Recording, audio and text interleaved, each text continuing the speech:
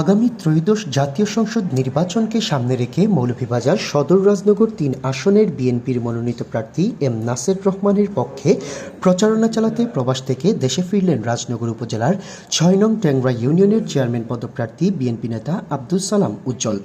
সোমবার ২৬ জানুয়ারি শ্রীমঙ্গল রেলওয়ে স্টেশনে বিএনপি নেতা আব্দুস সালাম উজ্জ্বলকে বরণ করে নিতে জড়ো হন শতাধিক নেতাকর্মীরা।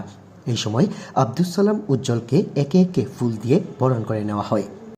দেখতে পাচ্ছি যারা যারা ওনাকে ভালোবেসে শ্রীমঙ্গলে এসে ওনাকে ফুল দিয়ে বরণ করার জন্য ওনাকে ভালোবেসে যেখান থেকে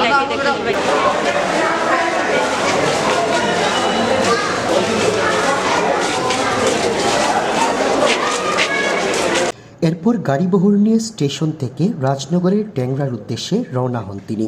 সেখানে গিয়ে প্রথমে সর্দার শাহ এর মাজার জিয়ারত করেন আব্দুস সালাম উজ্জ্বল। এরপর ট্যাংরা বাজারে অবস্থিত ওনার অফিস পরিদর্শন করেন তিনি।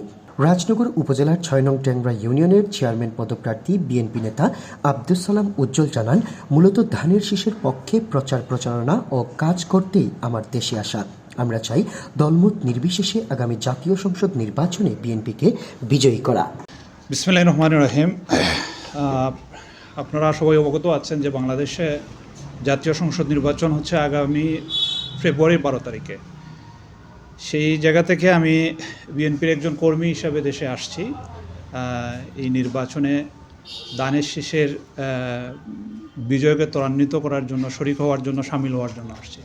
আমাদের সংসদীয় আসন মৌলভীবাজার ৩ সংসদীয় আসনের সংসদ সদস্য পদপ্রার্থী জনাব এম নাসের রহমান মহোদয়কে বিজয়ী করার জন্য আমরা প্রবাস থেকে আসছি এবং আমার মতো অন্যরাও এভাবে আসছে।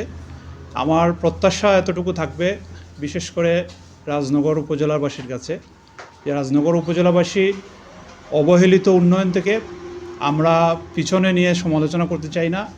তবে আমি ব্যক্তিগতভাবে আশাবাদী যে ধানের শীষ যদি বিজয়ী হয়, জনাব এম নাসের রহমান সাহেব যদি বিজয়ী হন, তাহলে আমার বিশ্বাস যে রাজনগর উপজেলার উন্নয়ন আর পিছিয়ে থাকবে না।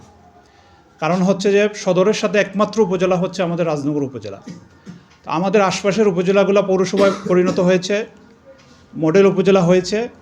আমার প্রত্যাশা যে ধানের শীষ বিজয়ী যদি হয় এবং ইনশাআল্লাহ যদি বিএনপি যদি সরকার গঠন করে, তাহলে আমি আশাবাদী ব্যক্তিগতভাবে এবং আস্থা রাখতে পারি নাসের রহমান সাহেবের উপরে যে ওনার হাত ধরেই রাজনগর উপজেলা একটি উপজেলা মডেল হিসাবে রূপান্তরিত হবে এবং একটি পৌরসভা সহ এই উপজেলার উন্নয়নে ওনার ভূমিকা আমরা প্রত্যাশা করি এবং উনি এই উন্নয়ন করতে পারবেন এই বিশ্বাসটা আমাদের আছে।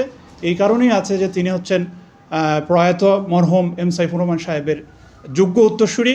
রাজনগর উপজেলাবাসীর একটাই দাবি যে আমাদের সরকার গঠন হলে যত দ্রুততম সময়ের ভিতরে আমাদের এই রাজনগর উপজেলাকে একটি মডেল উপজেলা হিসাবে যাতে দ্রুততার সাথে সম্পাদন করা যায় এবং একটি পৌরসভা সহ এবং একটি উপজেলা মডেল করতে গিয়ে যত ধরনের উন্নয়ন প্রয়োজন, আমার প্রত্যাশা থাকবে যে জনাব এম নাসের রহমানের মাধ্যমে এই উন্নয়নটা সম্পাদন করা সম্ভব হবে।